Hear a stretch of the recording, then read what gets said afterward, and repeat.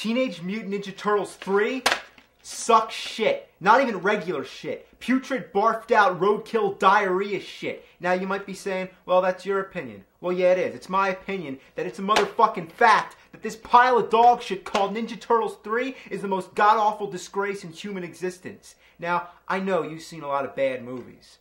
But no, let me tell you, this movie is bad. Like, how bad? Like, is it the worst of the Turtles trilogy? Oh, undeniably, but that's not the point. My point is that this is the worst fucking movie I've ever seen in my life. Now, I can tell you from the perspective of a 12-year-old and a 26-year-old that it needs to rot in hell, in Satan's asshole. Now, what I mean by that is I was 12 the first time I saw the movie in the theaters in 1993, and I was such a big Turtle fan, I just accepted it. I just held the truth inside, and, you know, it's just been tearing away at me all these years. And now, looking back at it, I just gotta come clean and honest, man. I just gotta let it all out. This movie is fucking terrible! To understand how it was such a big letdown, I need to put you into the time. Think back to the late 80s, and if you weren't there, then just try to imagine. Ninja Turtles were the fucking shit. And I mean they were awesome, and every kid I knew couldn't get enough of them, even though it was everywhere. There were video games, comics, action figures, and of course the cartoon series. In 1990, all this turtle craze would soar to a higher new level. This is when we were given the first big-screen, live-action Ninja Turtle movie. The taglines would say things like, "Lean green and on the screen," and "Hey dudes, this is no cartoon." I was 10, and I can't even describe in words how psyched I was. This was like the big kid version of Ninja Turtles. It was rated PG, it was dark, a little violent, the Turtles talked like adults using words like damn. Don't just ninja kick the damn rabbit! Damn! Come back here! I'm not finished with you! Damn! The battle scenes got us all pumped up, and for guys in costumes, it was a pretty great display of physical talent and fight choreography, not to mention those awesome turtle moves. I think of this movie as the end of the 80s and the beginning of the 90s. I can't think of another film at the time that had such a big impact on the youth, and it just reeked of the culture. There was skateboarding, video games, bubblegum, and kids with cigars. Well, bottom line, it was the definitive Turtle movie. Never did I expect another. It ends with the classic confrontation of Splinter and Shredder, much like Obi-Wan and Darth Vader. And they find out who Shredder really is. Splinter flips him over the rail where he falls to his doom. The Foot Clan falls. Everything's resolved at the end. All the loose ends tied. There's no way there'd be a sequel, right? Well, the next year, to my surprise, there was Ninja Turtles 2, The Secret of the Ooze. The jokes were cornier. The fighting scenes were stupider. In what seems like an attempt to tone down the violence, the Turtles, they use all kinds of silly objects as weapons. And besides, they never say damn anymore. But regardless, it had all us kids going crazy. It felt like it was a necessary sequel since it advanced the story further, and it pit the Turtles up against other mutants, made by the same ooze that mutated them. So, they met their match. In the first movie, they only fought humans, but during the cartoon, they were fighting all kinds of other mutant characters. So we thought that this was going to be the live-action version of Bebop and Rocksteady, but we got instead were two new characters named Tokka and Razar.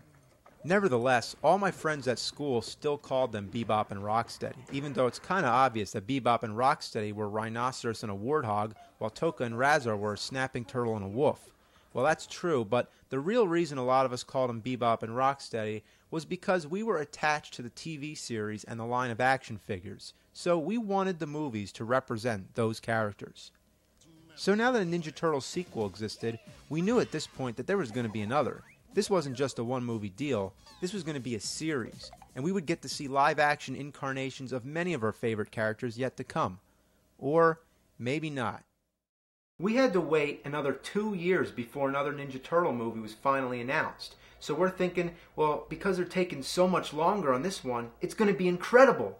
I remember actually having dreams about going to see Turtles 3, and then waking up and being pissed off that it wasn't real. The wait was fucking killing me.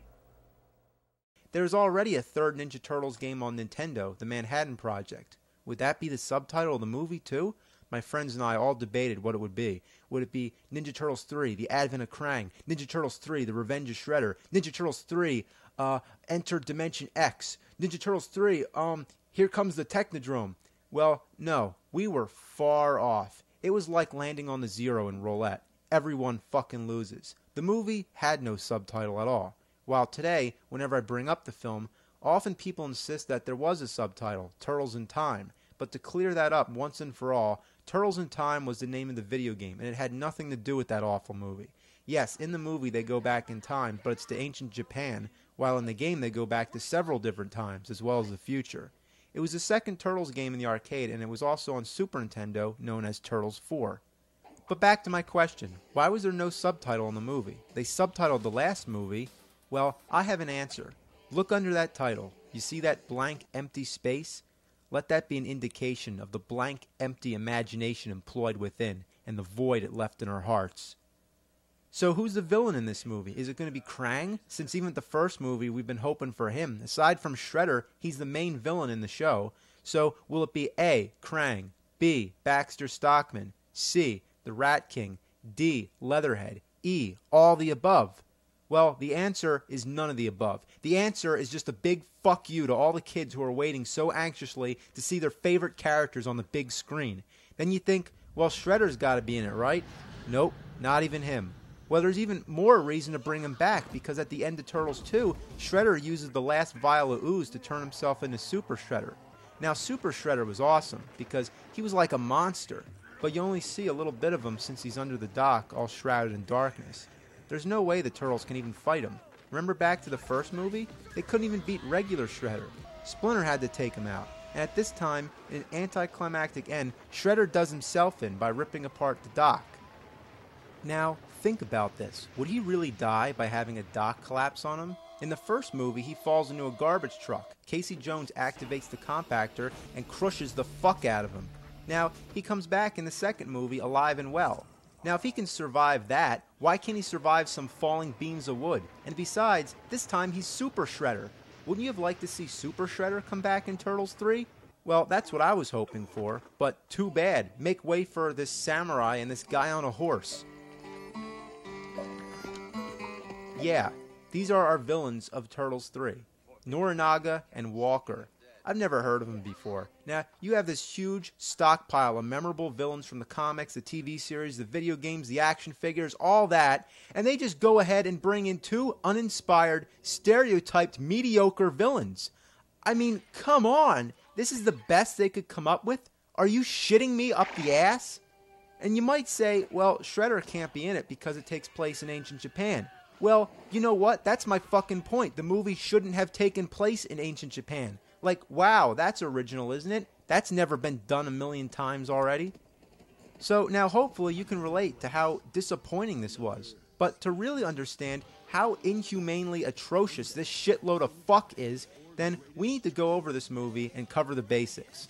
As usual, the best place to start is the beginning.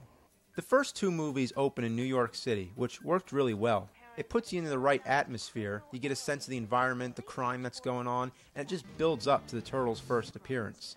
Seeing the movies as a kid, it was like, they're coming, any minute. But the third movie begins in ancient Japan, and you know that at this point, it doesn't have anything to do with the Turtles yet. You're just watching some pointless scene with samurais on a horse. Do you feel like you're watching a Ninja Turtles movie? No, you don't. You feel like you're watching some cliché samurai movie. I mean, come on. Could this be any more stock? Maybe if they made it take place in the Old West instead and they began with a train robbery. That's the only way it could be more shallow. Then what happens? It uses a subway train as a transition, like we've never seen that, and it cuts to the sewers. And of course, now the Turtles abruptly show up, but take a look back to how the last two movies reveal them. In the first Turtle movie, we don't see them right away. First, we see a weapon smash out the streetlight, which we can identify as Raphael's sai. Then we see nothing but darkness, but we can hear the Turtles beating up the bad guys. Next, we see a little glimpse from the sewer hole. Then we see their shadows. And we know at this moment that right when they come around that corner, we are about to see for the first time the live-action Teenage Mutant Ninja Turtles on the big screen. But no, wait. In mid-jump, the title screen comes up, and then the suspense is delayed even further. Come on. Come on.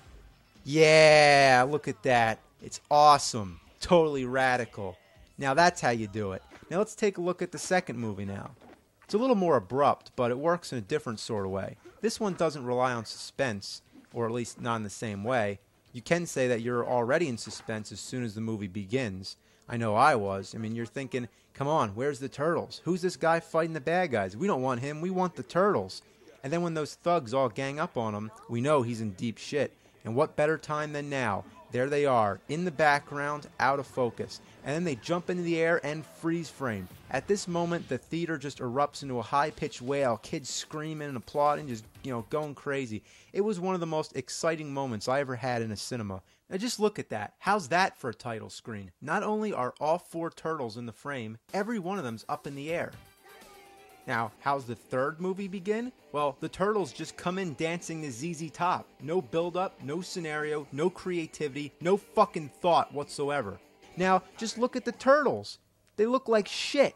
Even the voice acting's horrible. The animatronics suck too. They talk like sock puppets. Watch Leonardo's mouth. Hey, what's that, April? Hey, what's that, April? Now look at Raph. But, things might get a little nuts. I might forget. Is this movie made for little kids? Well, I guess it is, so the joke's on me. The worst of all is Splinter. He looks like fucking roadkill. And I guess they never finished him because you only see his upper body. He's like a puppet that should be used on Sesame Street. Even worse is his voice. Have patience, my son. What an assload of fuck. Well, everything sucks. Now, the plot of the movie is, I don't know, I think April buys some lantern from an antique shop and that makes him go back in time. The imagination's just overwhelming. So, the turtles are in ancient Japan, Michelangelo gets captured, and then they have to rescue him and get back to their present time. There's not as many fighting scenes either. Just to prove my case, let's look back at the other movies and count all the battles, but only the ones with the turtles. In Turtles 1, there's Raph versus Casey, that's 1. Raph rescuing April from the Foot Clan, that's 2. Raph on the rooftops and the rest of the turtles joining in, that's 3. And the final battle, all the turtles against the Foot Clan and then Shredder. Well, we can count that as one final battle. So that's 4 battles and 2 of which involve all the turtles. So let's go to Turtles 2. We have the first battle in the shopping center, that's 1. Then the fight at the lab, that's 2. Raph in the junkyard, 3. Then rescuing Raph in the junkyard and facing Toka and Razar, 4. Then the final club scene, so that's 5 battles and 4 of which have all the turtles. In Turtles 3, there's the fight in the dungeon with no Michelangelo, well, anyway, that's 1. Then there's the fight at the river, again, no Michelangelo, so that's 2. Then there's the final fight with all the turtles, so only 3 battles in the whole movie and only 1 in which Michelangelo's involved. And that pissed me off because he was my favorite turtle. Some of the concepts are just ridiculous. Like when April's thrown in the dungeon, she looks over at this guy next to her and she says, Casey? Okay, so you're saying that Casey Jones had an ancestor in Japan?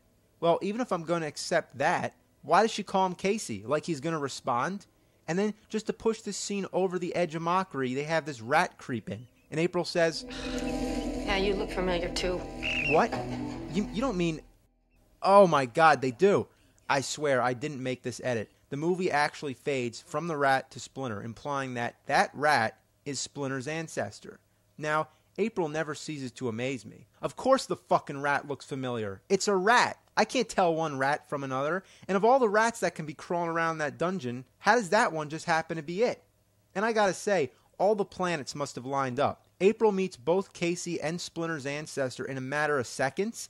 And I can accept Splinter because it's Japan and that's where he's from. But both of them? That's the biggest fucking coincidence I ever heard in my life.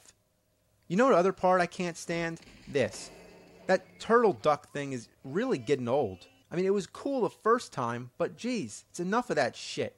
So is there anything I like? Well, I kind of hate to admit it, but when they're dancing the Tarzan Boy, that's the highlight of the movie. Come on! Hey!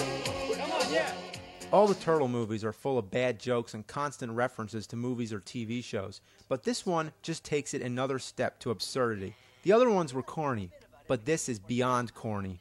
The recurring joke is Wet Willy time. It's Wet Willy time. Pretty bad, but without ranting on forever about this crap, I'm going to round up my personal top 10 worst lines from Ninja Turtles 3. Number 10. I think I swallowed a frog. I hope it wasn't an ancestor. He swallowed a frog and he hopes it's not an ancestor. Guess that's why they're turtles. Number 9. Here they are, the Three Stooges. Yeah, Larry, Curly. And Moe. So, just in case we don't know the names of the Three Stooges, be sure to say them all. Number 8. Wow, a Legorama. Shwing. No comment there.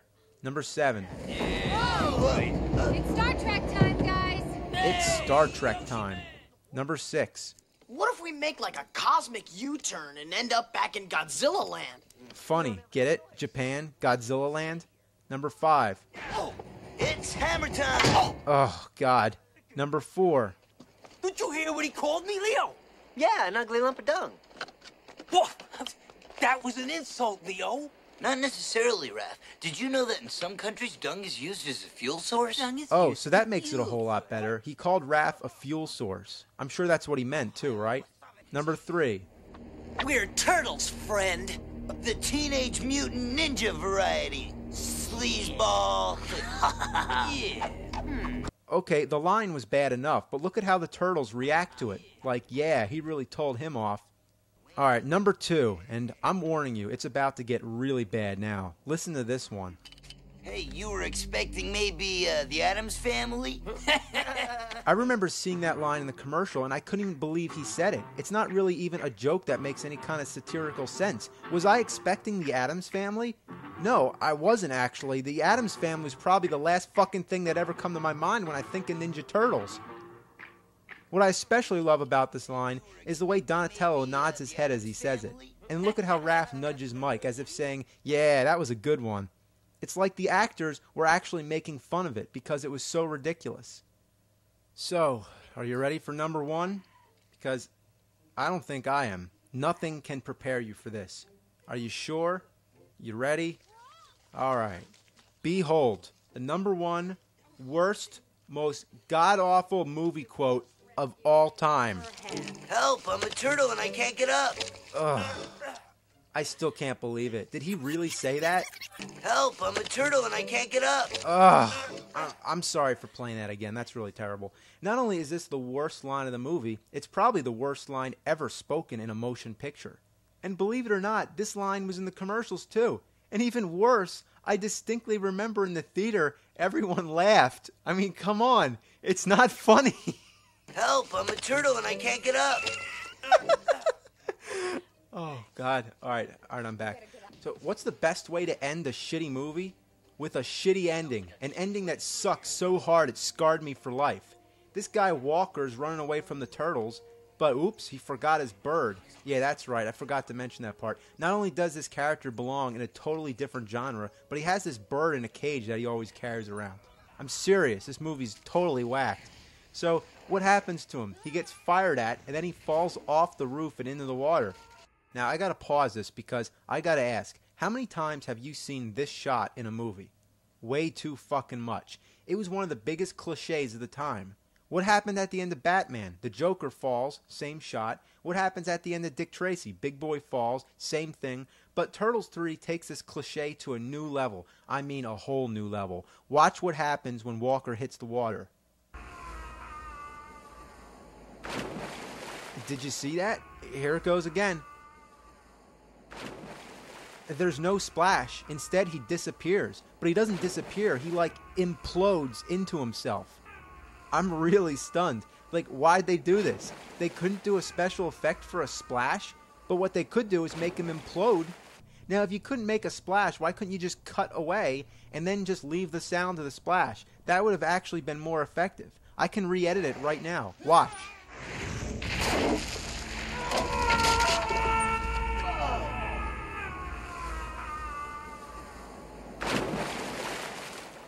See? That's all they had to do. So why make the weird imploding effect? What were they thinking? Now, to top off the whole thing and carry on in the tradition of Splinter telling a joke at the end, what do? The worst fucking joke ever to close the worst fucking movie ever. But right before we hear what Splinter says, let's go back to Turtles 1 again. The joke in the first movie is Cowabunga. Cowabunga. Alright, acceptable. I made a funny. Now let's go to Turtles 2. Go, Ninja, go! I made another funny. Can it get any worse than that? Yes, it can. Behold, Splinter's last joke in the Turtles trilogy. Yo, dude. Huh? Yo, dude. Just like Elvis in Blue Hawaii. What a way to end the series. Would there be a follow-up? Would there be a Turtles 4? Fuck no, not after that. It's amazing how it went downhill. The first movie, watching it today, it's still a satisfying experience. It's a good movie. I mean, it's no masterpiece, but it's entertaining, and it leaves you with a happy feeling after watching it. The second one's funny. I mean, it's so bad it's great. But Turtles 3 is just so bad it's bad. Yeah, Turtles 2 had its share of stupidity, like when they crash through a wall and they find out that Vanilla Ice happens to be performing at a club right next door to the bad guy's hideout, and he's able to just bust out a ninja rap all of a sudden. It's retarded, yes, but it's hysterical. It's a guilty pleasure. Now, Turtles 3, it just makes me feel embarrassed. Like, watching it actually makes me cringe. I feel like I have to turn the volume down and face the TV toward the wall and watch in a dark corner somewhere where nobody will ever know. It just leaves you with a bad, bad feeling. Like this movie should not exist.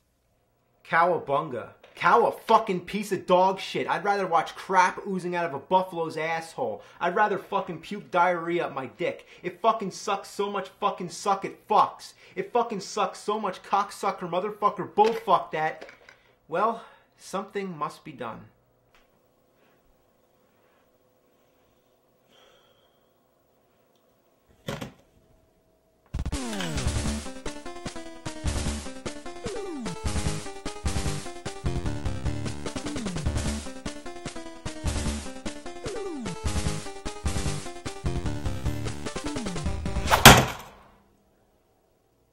It's hammer time!